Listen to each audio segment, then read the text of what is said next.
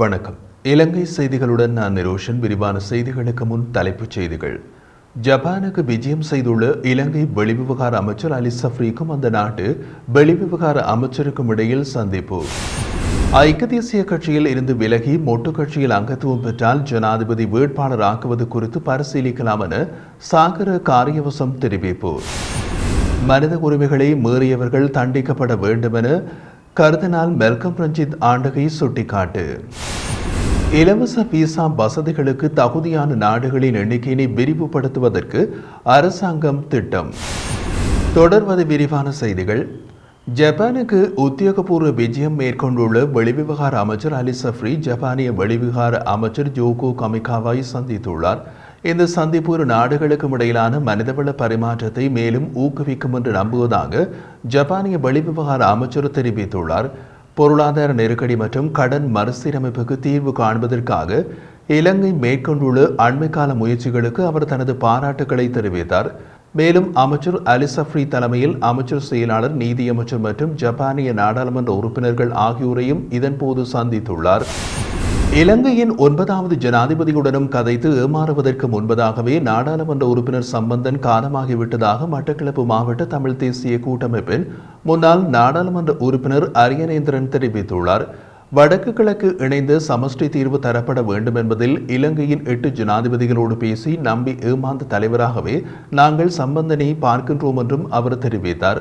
மறைந்த தமிழ் தேசிய பெருந்தலைவரும் நாடாளுமன்ற உறுப்பினருமான ரா சம்பந்தனின் ஆத்மா சாந்தி வேண்டி இலங்கை தமிழரசு கட்சியின் பட்டிப்பளை பிரதேச கிளையின் ஏற்பாட்டில் அம்பலாம்துறை பகுதியில் நேற்று மாலை அஞ்சலி நிகழ்வு இடம்பெற்றிருந்தது.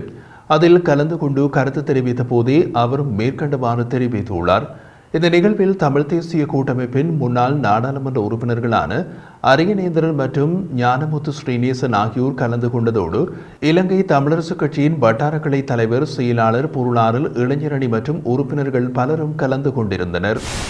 ஜனாதிபதி ரணில் விக்ரமசிங்க ஐக்கிய தேசிய கட்சியில் இருந்து விலகி பொதுஜன பெரமுன கட்சியின் அங்கத்துவம் பெற்றால் அவரை ஜனாதிபதி வேட்பாளர் ஆக்குவது குறித்து பரிசீலிக்கலாம் என்று ஸ்ரீலங்கா பொதுஜன பெரமுனவின் பொதுச் செயலாளர் சாகர காரியவசம் தெரிவித்துள்ளார்.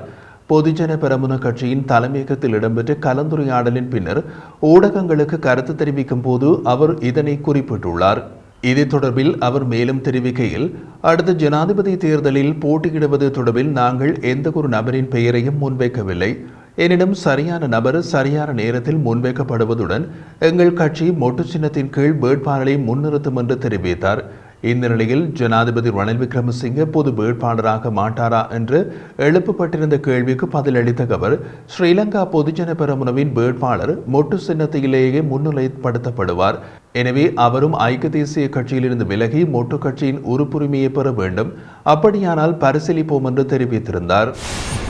தற்போதைய ஜனாதிபதியின் பதவிக்காலம் குறித்து அரசியலமைப்பின் பிரகாரம் விளக்கம் அளிக்குமாறு உயர் நீதிமன்றத்தில் மனு ஒன்று தாக்கல் செய்யப்பட்டுள்ளது. குறித்த மனுவினை தொழிலதிபர் CD லெபனவில் தாக்கல் செய்யப்பட்டுள்ளது. அடுத்த ஜனாதிபதி தேர்தலில் திகதி குறித்து உயர்நீதிமன்றம் விளக்கம் அளிக்கும் வரை தற்போது நிர்ணயிக்கப்பட்ட காலப்பகுதியில் ஜனாதிபதி தேர்தலை நடத்துவதை தடுக்கும் வகையில் இடைக்கால உத்தரவு பிறப்பிக்குமாறும் அந்த மனுவில் கூறப்பட்டுள்ளது. இதேவேளை ஸ்ரீலங்கா பொதுஜன பெரமுனவின் கொழும்பு மாநகர சபை முன்னாள் உறுப்பினர் மஹிந்த ஹகந்தவல ஐக்கிய தேசிய கட்சியில் இணைந்து கொண்டுள்ளார். மத்திய கொழும்பு தொகுதியின் வலய அமைப்பாளராக ஹகந்தவல நியமிக்கப்பட்டுள்ளார். இந்த நிலையில் ஜனாதிபதி ரணில் விக்ரமசிங்கவுக்கு தனது ஆதரவை உறுதிப்படுத்தியுள்ளார். மனித உரிமைகளை மீறியவர்கள் தண்டிக்கப்பட வேண்டும் என கர்தினால் மெல்கம் ரஞ்சித் ஆண்டகை தெரிவித்துள்ளார். மன்னார் மருதமடு தேவாலயத்தின் 100ஆண்டு திருவிழாவில் கலந்து கொண்டு உரையாற்றும் போது அவர் இதனை குறிப்பிட்டிருந்தார். இனங்களுக்கிடையில் பேதங்களை ஏற்படுத்தி முரண்பாடுகளை உண்டாக்கியவாறு முன்னெடுத்து செல்லப்பட்ட கொள்கை ஏப்ரல் 21 தாக்குதல்களின் பின்னர் மேலும் வலுவடைந்தது. இனமத பேதங்களை உண்டாக்கியதோடு நாட்டை துண்டாக்கி அதிகாரத்தை கைப்பற்ற முனைந்த அரசியல்வாதிகளே இவ்வாறான கொள்கைகளை கொண்டு சென்றதோடு தொடர்ந்தும் கொண்டு செல்கின்றனர். 13வது திருத்த சட்டம் தொடர்பாக பேசப்படும் தற்போதைய நாட்களில் தமிழ் மக்கள் தங்களது அடையாளங்களை வலுப்படுத்துவதற்கான கட்டமைப்பினை உருவாக்க வேண்டும். காணாமல் ஆக்கப்பட்டவர்கள் தொடர்பாக விசாரிக்கப்பட வேண்டும். இனமத பேதங்களை தூண்டிவிட்டு ஸ்திரமற்ற நிலையை உருவாக்கியவர்கள் தொடர்பாக விசாரணைகள் நடத்தப்பட வேண்டும் எனவும் கர்தினால் மெல்கம் ரஞ்சித் ஆண்டகை தெரிவித்துள்ளார். சுங்க திணைக்கள பணியாளர்கள் சங்கம் நாளைய தினம் தொழிற்சங்க போராட்டத்தில் ஈடுபடுவதற்கு தீர்மானித்துள்ளது. சுங்க திணைக்களம், வருமான வரி திணைக்களம் மற்றும் மதுவரி திணைக்களம் ஆகியவற்றை இணைத்து ஒரே நிறுவனமாக மாற்ற முயற்சிக்கப்படுவதாக கூறப்படுகிறது. இதற்கு எதிர்ப்பு தெரிவித்தே இந்த தொழிற்சங்க போராட்டம் முன்னெடுக்கப்பட உள்ளதாக தெரிவிக்கப்பட்டுள்ளது. இதேவேளை கடந்த வருடத்தோடு ஒப்பிடுகையில் இந்த வருடத்தில் இதுவரையான காலப்பகுதியில் வரை மதுவரி திணைக்களத்தின் வருமானம் 105 பில்லியன் ரூபாவை ஈட்டியுள்ளதாகவும் இது கடந்த வருடத்தோடு ஒப்பிடுகையில் 17 பில்லியன் ரூபாய் அதிகரிப்பென்றும் மதுவரி திணைக்களத்தின் ஆணையாளர் MJ குணஸ்ரீ குறிப்பிட்டுள்ளார். குறித்த விடயம் தொடர்பாக அவர் மேலும் தெரிவித்த போது 2024 ஜூன் மாதம் 30ஆம் தேதி வரை மதுவரி திணைக்களம் திட்டமிட்டபடி 105 பில்லியன் ரூபாவை ஈட்டியுள்ளது. கடந்த ஆண்டு இந்த நேரத்தில் நாங்கள் 88 பில்லியன் ரூபாவை ஈட்டியிருந்தோம். இதன்படி 17 பில்லியன் ரூபாய் வளர்ச்சியினை ஈட்டியுள்ளோம். இந்த 6 மாதங்களுக்குள் 20 பில்லியன் வளர்ச்சியினை எதிர்பார்க்கின்றோம். இயற்கை அனர்த்தங்கள் காரணமாக நமது பிரதான உற்பத்தியகங்களில் பல சிக்கல்கள் ஏற்பட்டதனால் சுமார் 3 பில்லியன் நஷ்டம் ஏற்பட்டது. இல்லையெனில் திட்டமிட்டபடி 107 பில்லியன் ரூபாய் இலக்கை நோக்கி அடைந்திருப்போம். அதன்படி கடந்த ஆண்டை விட சுமார் 20% வளர்ச்சியினை எட்டியுள்ளோம். இந்த நிலையில் இது குறிப்பிடத்தக்க சாதனையாகும் என்று அவர் தெரிவித்துள்ளார். இலவச விசா வசதிகளுக்கு தகுதியான நாடுகளின் எண்ணிக்கையை விரிவுபடுத்துவதற்கு அரசாங்கம் செயற்பட்டு வருவதாக சுற்றுலா அபிவிருத்தி அதிகார சபை தெரிவித்துள்ளது. இதன்படி இம்மாத இறுதிக்குள் அதற்கான நடவடிக்கை இறுதி செய்யப்படும் என எதிர்பார்க்கப்படுவதாகவும் சுற்றுலா அபிவிருத்தி அதிகார சபையின் தலைவர் பிரியந்த பெர்னாண்டோ தெரிவித்துள்ளார்.